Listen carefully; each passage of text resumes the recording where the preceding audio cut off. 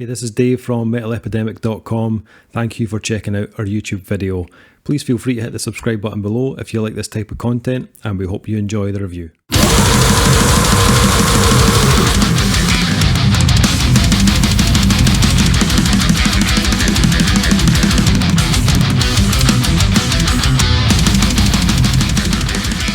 What's up, guys? Dave and Duncan back with another album review. And for this review, we've been checking out the new album from technical death metal pioneers Deeds of Flesh. The band's new album, Nucleus, will be released on December 11th via Unique Leader Records. So, Deeds of Flesh, they are returning after a 7-year hiatus with their 9th studio album, Nucleus. This is the band's first release since the tragic passing of guitarist, vocalist, and Unique Leader founder Eric Lindmark, who lost a battle with sclerosis in 2018. Nucleus features guest performances from some of the biggest names in extreme metal to celebrate his life and contribution to metal. Vocalist Jacoby Kingston is joined by the who's who of death metal, including Luke LeMay from Gorguts, John Gallagher from Dying Fetus, George Corpsegrinder Fisher from Cannibal Corpse, and Frank Mullen from Suffocation, just to name a few. There are many, many more on this album. With a mix of old and new styles, Deeds of Flesh writing this album is the completion, the story that began with Of What's to Come, 2008, and ran through to Portals of Canaan in 2013. Music was written by Eric Lindmark, Craig Peters, Ivan Mungia, and Darren Seska, and had been recorded and partially mixed for almost 4 years. When Eric Lindmark passed in 2018, vocalist Jacoby Kingston came out of retirement to help finish the album. Alongside longtime drummer Mike Hamilton, they finished the story arc, wrote the lyrics, and made the vocal arrangement for Nucleus. So, Deeds of Flesh. Bit of an interesting one, in that there are multiple vocalists contributing to this album. And to be honest, I kind of like that idea. I like the idea of bringing in multiple vocalists to do this album. I think, one, it was nice to hear like these guys getting involved and paying their respects, and obviously celebrating the life of Eric Lindmark. But I think also, like, as a listener, you're getting a lot of variety and, various different vocal styles throughout this album. Yes, they are all death metal vocalists. That's what you're trying to say, Dave. That is obvious. I think you should quantify that statement. What do you mean by that? But they do all have their own unique style and tone, so it does kind of give each track a different spin. The first, it's like spaghetti bolognese, Dave.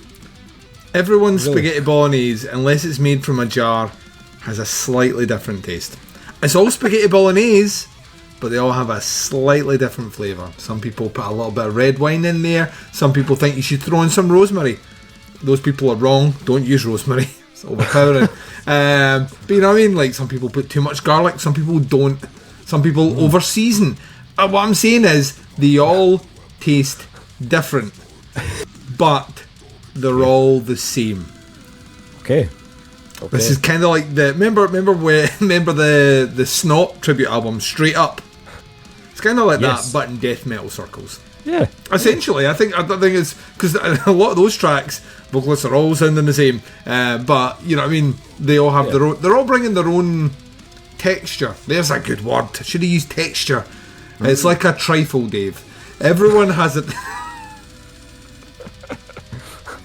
Some people put the sponge on 2 layers. These mad people. No, you can't see his eyes right now. His eyes are bulging, and he's giving me the shut the fuck up about food thinking. Well, let's talk about Deeds of Flesh. Yes. So let's find out. Is there too much rosemary in this, or I love the fact you're leaning into it. Is there not enough salt and pepper? Let's find out. This bus is going off the cliff, and there's no way to stop it, so we might as well just put our foot down. Yep. Just strap yourself in and prepare yourself. So the first couple of tracks on the album are with the original vocalist Jacoby Kingston. And he was a vocalist in the band until around 2007, I think. All right. And they're good, solid death metal tracks. Deeds of Flesh have always been quite impressive, like technically. So you've got that. You've got the odd kind of pulverizing groove that you'd expect from Deeds of Flesh. Nothing that's going to reinvent the wheel, but I don't think this album was about trying to break new ground. I think it is more about creating a worthy tribute to Eric Lindmark. For me, I thought the album really picked up around track 4, Catacombs of the Monolith, featuring Luke LeMay of Gorguts. I loved some of the more kind of dissonant riffs on that one. And like I said earlier, the different vocal tones being added in, for me, it made a big difference in giving each track its own personality. I love Gorguts, so not a huge surprise that I enjoyed this track, and I think Luke LeMay sounds great on the track. He's quite a distinctive tone. And I think that was quite important to capture on this release, that the guests do have a kind of different tone and style to the main vocalist, and Luke LeMay certainly does.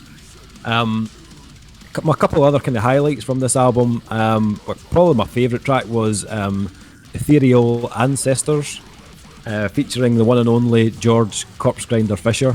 The track, it does kind of lean towards a more kind of modern sound at times. They kind of jump in between the pound and blasts, and it's got kind of techier fretwork, but I just think Corpsegrinder is one of the coolest death metal vocalists on the planet.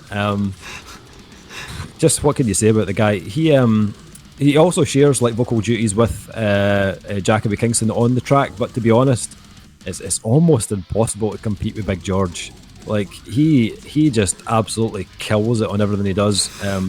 Consistently great death metal vocalist. I love his tone. So that for me was probably my favourite track on the release. My other favourite though was the title track, Nucleus, which features John Gallagher from Dying Fetus. In particular, I love the bass playing on that track. It's really progressive. Got a kind of hint of Obscura at times, where the bass takes more of a kind of spotlight. Has all these kind of little kind of jazzy riffs and licks, which I really enjoyed. So that was the other track that for me stood out on the album. I think as far as death metal albums go, this is well performed. Ticks a lot of the boxes that you'd expect from a band like Deeds of Flesh. And even though actually it was like the majority of this was recorded 4 years ago, it still sits very well in today's death metal scene. I think they still sound very slick and on top of their game. Is it the best death metal album you'll have heard in 2020? Well, with the year we've had, the year of death metal, I think is what you coined it like 6 months ago. So, and that was 6 months ago. So that's speak of the volume of death metal that's come through the doors so far. So it's a really tough competition this year. We've had some absolutely stellar releases this year, and to be honest, this is a good addition to 2020, the year of death metal. But it's maybe not as like mind blowing as some of the others that I've heard in 2020.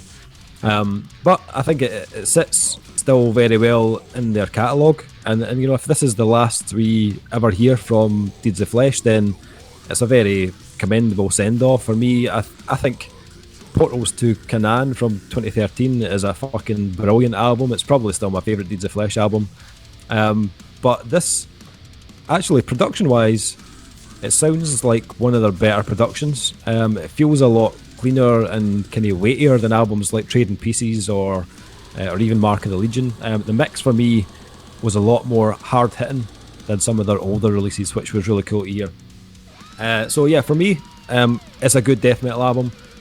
Not the best I've heard in 2020, but it's a good album from Deeds of Flesh. I did enjoy it. Duncan, I know death metal is not your particular bag, but what did you make of this one from Deeds of Flesh? Yeah, so we'll quantify that. And we've done this. The longer you listen to us chat, the more you'll get, I think, a feeling for like our particular taste. I don't dislike death metal at all. I have a fondness for quite a few death metal bands. I tend to find the ones that I enjoy are the ones that do the most in terms of mixing up what they do. specifically. So really, like, bringing in huge, hefty grooves. You know, like, diversity to me is key. And what this album had, specifically vocally, was a ton of diversity. I think you're right. I think if it doesn't really properly grab your attention to what's happening from a perspective of being a kind of tribute album until about the halfway mark, when you're starting to get different voices and different feelings, coming through. It's produced, like, if this is produced 4 years ago, then, you know, either we haven't moved the bar on what modern production sounds like, or they were forward thinking, because it really does sound relevant, fresh, crisp. You can make out every bit of instrumentation here, so the production is absolutely fucking flawless, and the playing is really good. I mean, like, you can take nothing away from them. That they are at times kind of technical and inventive in what they do. I think you've summed it up. I don't think there's necessarily anything on here which is kind of pushing the boat out, but then again, you would argue with the longevity of the band that they are kind of a pioneer of this particular brand of kind of death metal, and if that's the case, then it's just other bands have taken the baton of what they've been handed and ran on with it and did other things with it, so they're kind of maybe staying true to their kind of core. And it's not even it's not a gripe, and it's not a dislike, and you've kind of said it up front, when it comes to this particular genre of metal, the things that stand out for me are the things that make bands sound different from others, and Deeds of Flesh's Nucleus as an album sounds very similar to a lot of other bands that I've heard before. I don't think they necessarily do enough to create an individual identity, but then again, like I say, if they're as long in the tooth as they are in terms of recording, that's probably because they've already formed that sound years ago. And not being a fan of Deeds of Flesh or really hearing anything before this release here, I am in no place to critique that. So I think it's well recorded, well produced. I like the idea. I think if you're doing a send-off for anyone, you know, who's passed away, that's been a pivotal member or an influential member of your band and the scene, it's imperative on you to make sure that you release something which is fucking great. And I think in terms of what they do, they're very, very, very good at that. I think this is probably a very fitting tribute to a band. Like you say, if this is the last release they put out, there's not a bad song on here at all. You know, there's not a misstep. There's not a bit where I'm like that. I was really enjoying it until that grime section kicked in, Dave, and then I was like, what the fuck are they? You know what I mean? It's consistent across the board. And there are little flurries of bits where I was like, that's a really fucking cool riff, or listen to what that drummer's doing, that's ridiculous. And then the vocal additions, you're right, Big George, I mean, you hear him, he's another guy that might be one of the most consistently great death metal vocalists ever. I don't know how he does that, but, you know, like, hearing those things are what I think what make this album stand the test of time. Is like, you can come back and check out, you know, Deeds of Flesh with Gorgut, so you can get like all these different bits being added on top. I think are cool for it. It's just not a genre that, you know, I'm ever going to be like, I need something to listen to on a Tuesday. You know what's right up my alley? Technical death metal. It's just never that. It's never my go-to thing. It very much is yours, but I can't, like, I feel like I'm going to be saying this a lot, like with stuff that I don't like. You'd be a bit of a prick to start poking holes in this, you know what I mean? Because there isn't anything you can really poke holes in. Everything I've raised as a negative here is just personal preference from me. Like, musically speaking, production-wise, recording, it's all there and it's tight as fuck. I mean, this is, like, when we talk about technical death metal, this is what you want to hear. You want to hear music that's, you know, inventive, creative, and tight sounding, and the production leans itself definitely to make sure that all those elements are right there in front. I listened to it twice, which is probably, you know, like, had I not been reviewing it, I probably would only listen to it once. The second time through, I appreciated a lot more and it is nuances. We were having a bit of fun at the start, but it is like slight nuances with vocalists here. Yes, they have slightly different ranges, but they are ultimately all death metal vocalists, and death metal vocalists, depending on what band they're in tend to have a range, and they don't stick their neck out of that range much at all. And it works. Death metal vocalists are essentially part of the instrumentation of what makes the band brutal, as opposed to trying to carry a tune or do anything like that. That's not what those vocalists are there for. Those vocalists are there to design an extra aspect to brutality to deliver to the listener. And you get many shades of it here. I think that's cool. I don't think it's weird. I don't think death metal as a genre should have to wait for a tragedy to do these sort of experimentations. Clearly, death metal bands they run in the same circles. You know, there's plenty of them out there. They all seem to. You never hear about feuds in the death metal scene. No, you know what I mean? You hear it in almost every other fucking scene except the death metal scene. It's probably because they've done so much of that fucking purging of anger that they're all laid back, cool as fuck. Hippie motherfuckers. And if that's the case, I think there should be more of this. I think there should be more, like, let's just get like a band's going and let's just get like tons of death metal guest vocalists and start trading stuff off, because I think that on some level is what reduces what I consider as a bit of the monotony of the genre. But yeah, I mean, I've said this a lot recently. If you're a fan of this band, then I dare say you're going to be a fan of this album. If you're not a fan of this band, then you're probably going to be the same way coming out of it. But if you're a fan of music, there's very little to be disappointed about here. It ticks the brief and ticks it comfortable. Yep, I agree. Rating wise, on this one, as you said, it ticks all the boxes. Comparing it to a lot of the stuff we've heard this year, it's not quite at that level for me of some of the Cult of Lilith of 2020, that sort of stuff. That album, man, I'm still spinning it, still fucking spinning it. It's incredible. So for me, I think it's a great send off for Eric. I think they did a great job, great production, and I like the choice of guests on it as well. Rating wise, I'd probably say a 3.5 for me on this one. As I said, it's good, it's solid. Nothing that's going to blow your mind that you haven't heard them do before, but solid all the same.